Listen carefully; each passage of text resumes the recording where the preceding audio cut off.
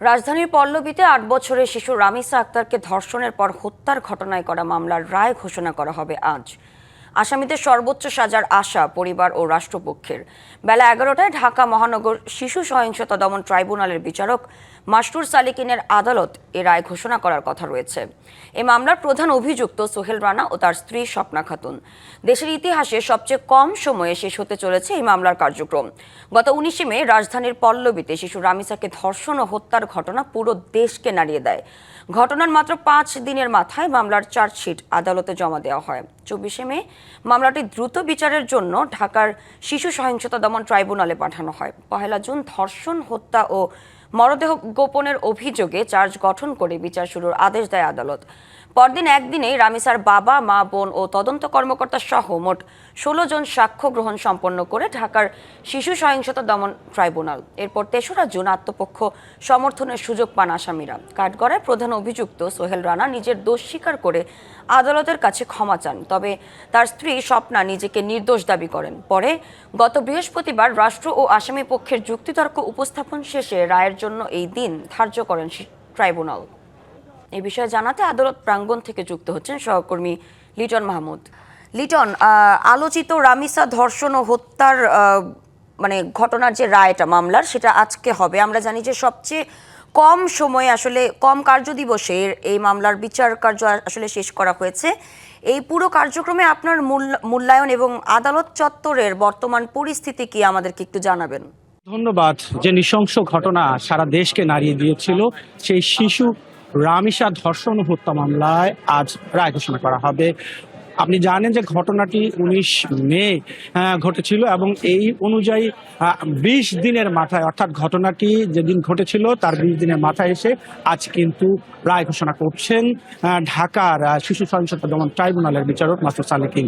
এবং বলা চলে টানা মাত্র ৪ কার্যদিবসের মধ্যেই এই যে বিচার প্রক্রিয়াটি অত্যন্ত স্বচ্ছতার সাথে এবং পরিপূর্ণ যে শুনানি যেটাকে বলে, বিচার প্রক্রিয়া যেটাকে বলে, সেটির মধ্য দিয়ে কিন্তু এই মামলার বিচার প্রক্রিয়াটি সম্পন্ন হতে যাচ্ছে। আজ রায় ঘোষণা হলে এই মামলার যে চূড়ান্ত যে সিদ্ধান্ত, সেটি কিন্তু যে দেশবাসী আশা করে আছে সেটি জানতে পারবে। এর আগে গত বৃহস্পতিবার রাষ্ট্র ও আসামি পক্ষের যে যুক্তিতর্কের শুনানি হয়, সেখানে রাষ্ট্রপক্ষ থেকে যে অভিযোগটি আনা হয়েছে, ৩টি অভিযোগ, অর্থাৎ প্রথমে শিশু রামিসাকে ধর্ষণ পরবর্তী হত্যা এবং হত্যার পরে তার মরদেহ গুম করার যে অভিযোগ, অর্থাৎ তাকে গলা কেটে টুকরো টুকরো করে যে গুম করার বিষয়টি, সেটিও কিন্তু যে পুঙ্খানুপুঙ্খানুভাবে আদালতে সাক্ষী, প্রমাণ, তথ্য, উত্তাপ এবং আলামত যেটি রয়েছে, সেটি দ্বারা রাষ্ট্রপক্ষ প্রমাণ করতে পেরেছেন। এই বিষয়গুলো যুক্তিতর্কে রাষ্ট্রপক্ষ থেকে তুলে ধরা হয়। নগদ নিয়ে এলো হার না মানা হার অফার। সর্বনিম্ন ১০,০০০ টাকা রেমিটেন্স নগদে পাঠালে থাকছে স্বর্ণের হার জেতার সুযোগ। এবং তুলে ধরে যেটি বলা হয় যে এই মামলায় যে প্রধান অভিযুক্ত অর্থাৎ সোহেল রানা, তার সর্বোচ্চ শাস্তি যেটি আইনে এই মামলায় রয়েছে বিধানে, অর্থাৎ মৃত্যুদণ্ড, সেটি কিন্তু রাষ্ট্রপক্ষ থেকে প্রত্যাশা করা হয়। পাশাপাশি তার যে স্ত্রী রয়েছে স্বপ্না খাতুন, তার বিরুদ্ধেও যেহেতু যখন এই ঘটনাটি ঘটছিল, অর্থাৎ ধর্ষণ হচ্ছিল, সে চিৎকার না করে তার যে স্বামী সোহেল রানাকে সহায়তা করেছে। যখন সোহেল রানা শিশুটিকে গলা কেটে জবাই করছিল, তখন তিনি বাধা দেননি। এবং সর্বোপরি যখন প্রতিবেশী এবং তার বাবা মা রুমের মধ্যে আটকে রেখে রামিসাকে ধর্ষণ করা হচ্ছিল, সেই রুম খুলবার জন্য বারবার বলা হলেও সেখানেও তিনি সাড়া দেননি। উল্টো তার স্বামী সোহেল রানাকে পালিয়ে যেতে গ্রিল কেটে তিনি সহায়তা করেছেন।